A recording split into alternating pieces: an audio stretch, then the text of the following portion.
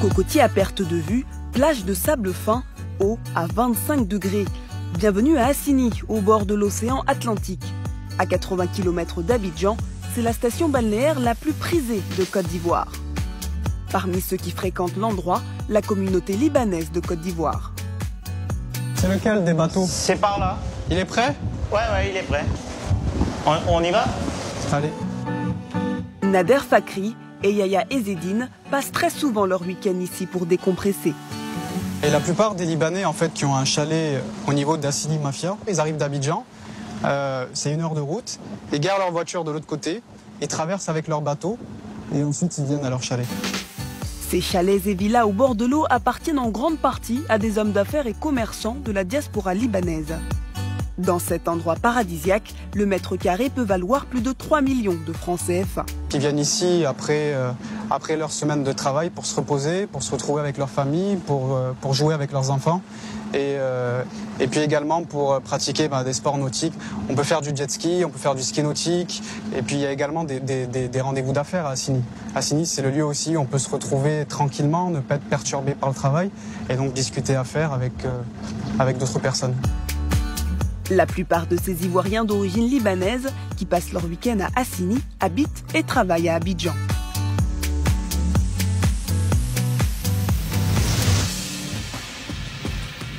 Il serait en tout 80 000 installés en Côte d'Ivoire. Une grande partie de la communauté libanaise possède la nationalité ivoirienne. Une communauté incontournable pour l'économie du pays. Elle pèserait 8% du PIB. Immobilier, industrie, transport, grande distribution, la diaspora a investi dans tous les secteurs de l'économie. Parmi les sociétés détenues par la diaspora libanaise, Plastica. La marque fait partie des 3 plus grosses entreprises de production de plastique en Côte d'Ivoire. L'homme à la tête de la société, c'est lui, Abbas Badreddine. Il fournit le marché ivoirien, mais aussi toute la sous-région. Nous sommes dans notre entrepôt de stockage de produits finis. On a une superficie environ sur 2 niveaux comme vous le voyez. Ici on a un stock environ de 3 mois. On est tout le temps en pleine production pour alimenter ce stock. Et de ce stock repart à travers toute l'Afrique de l'Ouest. En tout, Plastica emploie plus de 1000 salariés. Emballage plastique, mobilier de jardin, ici la fabrication est automatisée. Grâce notamment à cette ligne de production dernier cri qu'il vient d'acquérir. Là, effectivement, comme vous le constatez, ils sont à la phase de fixation de la machine. Donc là, ils arrêtent chaque machine et ils essayent de fixer au sol et boulonner l'emplacement de la machine. L'homme d'affaires a investi dans ces machines plus de 3 milliards de francs CFA. Il compte vite rentabiliser l'investissement en produisant plus de 100 000 sacs par jour. Le but de cet investissement, c'est de diversifier nos activités. Donc là, on diversifie nos activités, on a plus d'accès à plus de clients et créer des emplois et être parmi les top 5 de la Côte d'Ivoire. Grâce à l'ouverture de cette nouvelle usine, le PDG de Plastica compte atteindre 20% de croissance et embaucher 300 personnes. Nous retrouvons le patron de Plastica chez lui. Abbas Badreddine est né sur le sol ivoirien. Il représente une nouvelle génération d'hommes d'affaires qui se posent en rempart contre les vieilles pratiques au sein de la communauté libanaise. L'idée est venue de révolutionner un peu ce que nos parents faisaient. Parce que tous les gens de ma génération aujourd'hui qui sont nés ici, qui ont grandi ici, qui ont récupéré les entreprises de leurs parents, c'est pareil. Ils sont dans une logique de changement. Donc aujourd'hui, le Libanais en Côte d'Ivoire, malheureusement, il est très mal vu. Parce que le Libanais, c'est tout le temps, dès qu'on dit Libanais, on parle corruption, fraude. Mais là, je pense avec notre génération à nous, l'image changera très bientôt. Abbas Badreddine en est conscient, la diaspora libanaise en Côte d'Ivoire jouit d'une mauvaise image. Alors pour la changer, il a décidé de miser sur les bonnes pratiques dans son entreprise. Une nécessité pour ce chef d'entreprise qui se dit très attaché à la Côte d'Ivoire. Dans le quartier de Marcouri à Abidjan, Abbas Badreddine retrouve un ami qui, comme lui, est né et a grandi ici. Le docteur Mohamed Lakis est une personnalité bien connue dans le quartier. Ouais, les jeunes, on dit quoi? Papa Lakis. Papa Lakis. Ça va? On dit quoi? Ça va? Ouais, ça va. Merci, ça va les jeunes? Ça va les jeunes? Ce quartier d'Abidjan est surnommé le Petit Beyrouth, car c'est le fief de la communauté libanaise de Côte d'Ivoire. Il existe en Côte d'Ivoire des Libanais de plusieurs générations. Moi, par exemple, mon grand-père est arrivé en Côte d'Ivoire en 1940. Ma mère est née ici. Là, on a Marcory résidentiel, dans le fief des Libanais. C'est une rue où il y a beaucoup de commerces de Libanais. On a tous les magasins, on a des coiffeurs, on a des restaurateurs, on a des restaurants. Salut, ça va? Ça va, ma belle? On a des supermarchés, on a un peu de tout. On se croirait ici à Beyrouth. Un petit Beyrouth où l'on trouve des produits typiques du Liban. Comme dans ce magasin où le docteur Mohamed Lakis et son ami Abbas Badreddine ont leurs habitudes. Donc là, on a tout ce qu'il faut comme produit qui rentre dans la culture libanaise. Vous allez le trouver ici. On a tout ce qui est fruit qui vient du Liban. Donc on a de tout. On a du kaki, on a du raisin du Liban, on a du citron du Liban, on a des petits pois, il y en a tout. Si une partie de la communauté libanaise est installée en Côte d'Ivoire depuis plusieurs générations, l'autre est arrivée plus récemment. C'est le cas de l'homme d'affaires Abdoul Hussein Beydoun, PDG du groupe Yechi. Arrivé du Liban à l'âge de 16 ans, il avait commencé tout petit dans un garage de réparation de vélos et de motos. Aujourd'hui, c'est l'un des hommes les plus puissants de Côte d'Ivoire. C'est comme tout le monde, hein, commencé tout petit, dans un commerce tout simple, dans un quartier commercial et populaire qui s'appelle Adjamel.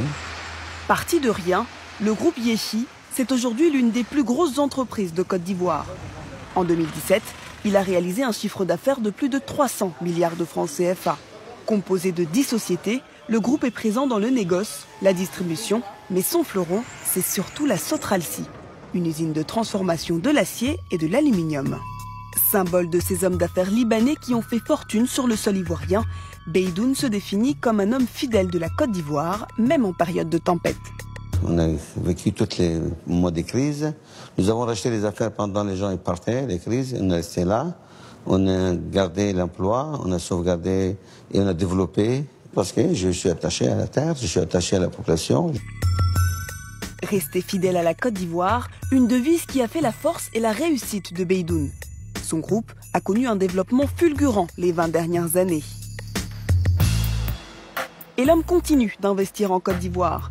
Il veut faire de la Sotralci le leader du marché dans le pays. Pour le directeur de l'usine, le pari d'Abdoul Hussein Beydoun est en passe d'être gagné.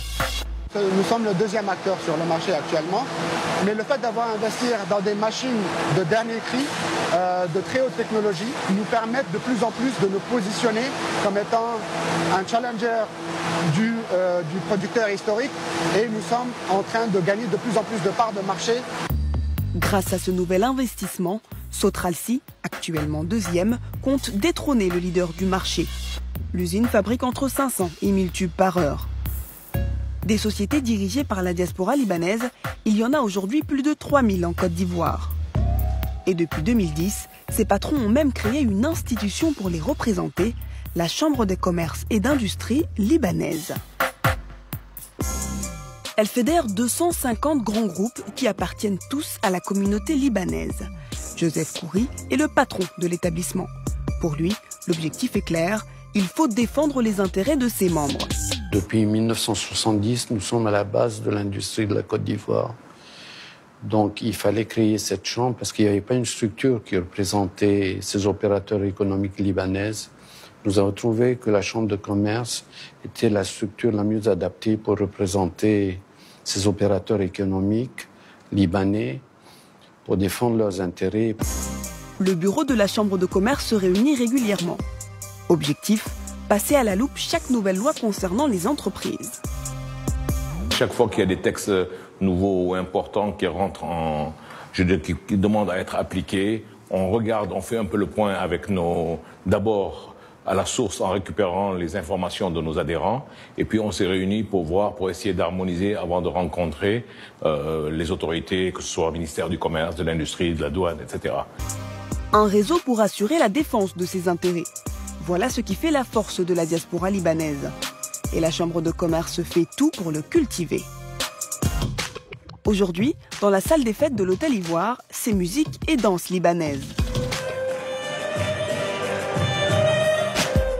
La soirée de gala est organisée par la Chambre de commerce libanaise. Les convives, des grands patrons de Côte d'Ivoire, mais aussi des Libanais installés dans d'autres pays d'Afrique. Ce dîner d'affaires, c'est l'occasion idéale pour mieux se connaître. Aujourd'hui, si je sais que par exemple tel ou tel compatriote est dans tel pays et qu'il peut m'avoir des marchés, c'est très important. Donc ça fait évoluer, ça fait élargir mon entreprise à moi. Je viens de faire la connaissance des Libanais qui vivent en Afrique du Sud, qui sont très intéressés avec nos produits, qui ont l'intention de prendre en gros pour aller vendre chez eux. Selon la Chambre de commerce et d'industrie, la communauté libanaise en Côte d'Ivoire génère 150 000 emplois dans le pays. Un acteur économique uni qui est devenu incontournable pour les autorités ivoiriennes. Toujours selon la Chambre de commerce, la communauté libanaise représente près de 15% des recettes fiscales de l'État.